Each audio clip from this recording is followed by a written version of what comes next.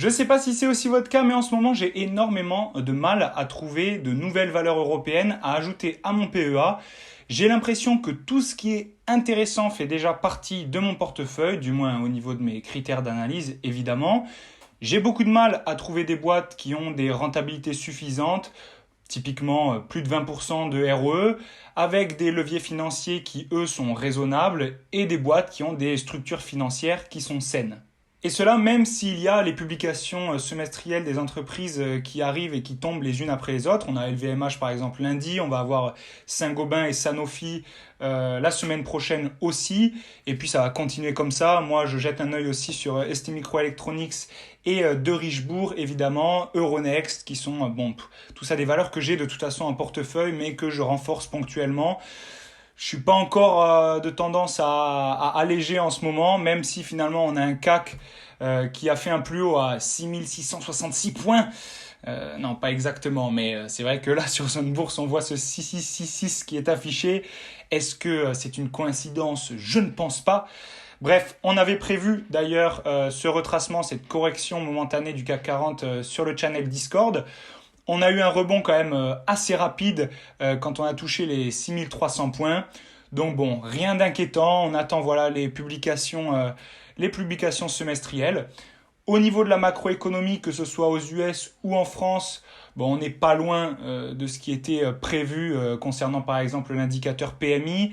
On est légèrement en dessous des prévisions en France, légèrement au-dessus en Allemagne et nettement en dessous pour les services aux US. Depuis le 1er janvier 2021, le CAC 40 est largement tiré vers le haut par les valeurs de la consommation cyclique et plus précisément par les valeurs du luxe, vu le poids que ces dernières représentent dans l'indice du CAC 40 aussi.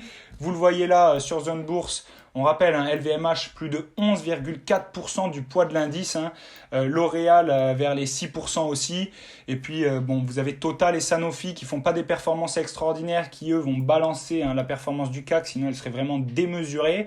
On voit grâce à cette carte thermique là que depuis le 1er janvier, c'est vraiment donc cette consommation cyclique qui est en moyenne à plus de 30% de performance. Et puis quand même, on a une performance moyenne sur le CAC 40 qui est vraiment, vraiment énorme, quoi. Il ne faudrait pas que ça devienne un standard pour les investisseurs débutants. C'est vraiment une erreur que de croire que le CAC 40 doit faire plus de 15% par an. Mais voilà, bon, en ce moment, c'est assez compliqué de trouver des boîtes à ajouter à son portefeuille.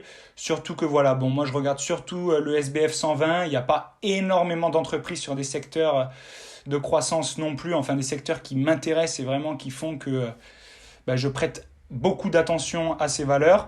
Quand même, il y a quelques boîtes qui ont retenu mon attention. Il y a Somfy, Wavestone, Veralia typiquement. Donc c'est des boîtes que j'analyse, que je trouve grâce au screener dans un premier temps de Zone Bourse que vous voyez affiché ici, où on peut choisir voilà, des critères de rentabilité, de valorisation, de situation financière, etc. Ça nous permet de faire remonter des valeurs. Et puis ensuite, j'analyse en détail ces valeurs-là pour voir si justement, par exemple, leur rentabilité, est-ce qu'elle est boostée par un levier financier démesuré? Est-ce qu'elle a une structure financière avec un endettement qui est intéressant? Est-ce que l'entreprise continue d'investir? Parce que justement, d'ailleurs, en parlant d'investissement, je trouve que les CAPEX sont vraiment ridicules. Ils sont flat déjà depuis 4 ans. Et pour les estimations, ça reste assez flat pour les valeurs du CAC 40. Donc on a des entreprises qui investissent pas trop. En tout cas, ce qui est prévu comme investissement pour 2021 et ce qui a été fait jusqu'à maintenant, eh bien c'est largement en dessous généralement que 2018 et 2019. Donc voilà, compliqué de savoir où est-ce qu'on met les pieds. Ça donne pas envie d'acheter, mais ça donne pas trop envie de vendre non plus. J'ai l'impression que quand même tout est cher, mais je suis pas alarmiste concernant une potentielle crise parce que les ratios financiers restent plutôt convenables. C'est vrai que ces ratios-là, il faut quand même les actualiser. Il faut faire avec. On a des boîtes qui sont de plus en plus chères, certes, mais ça ne veut pas dire que voilà, dès qu'on voit des PER au-dessus de 20, il faut s'arrêter complètement. Au contraire, il faut resserrer son stock picking, aller un petit peu dans peut-être les moyennes caps, les petites caps, pour essayer de trouver des bons coups. Mais voilà, pas grand-chose à faire. D'ailleurs, concernant mon portefeuille, je crois que depuis le 1er janvier, il a décidé de se mettre une bonne grosse sieste. Je suis environ à plus 3% de performance depuis le 1er janvier donc. Je sous-performe le CAC. Mais je vous le rappelle, j'ai des valeurs en portefeuille qui ont quand même tendance à évoluer à la hausse quand le CAC, lui, se latéralise.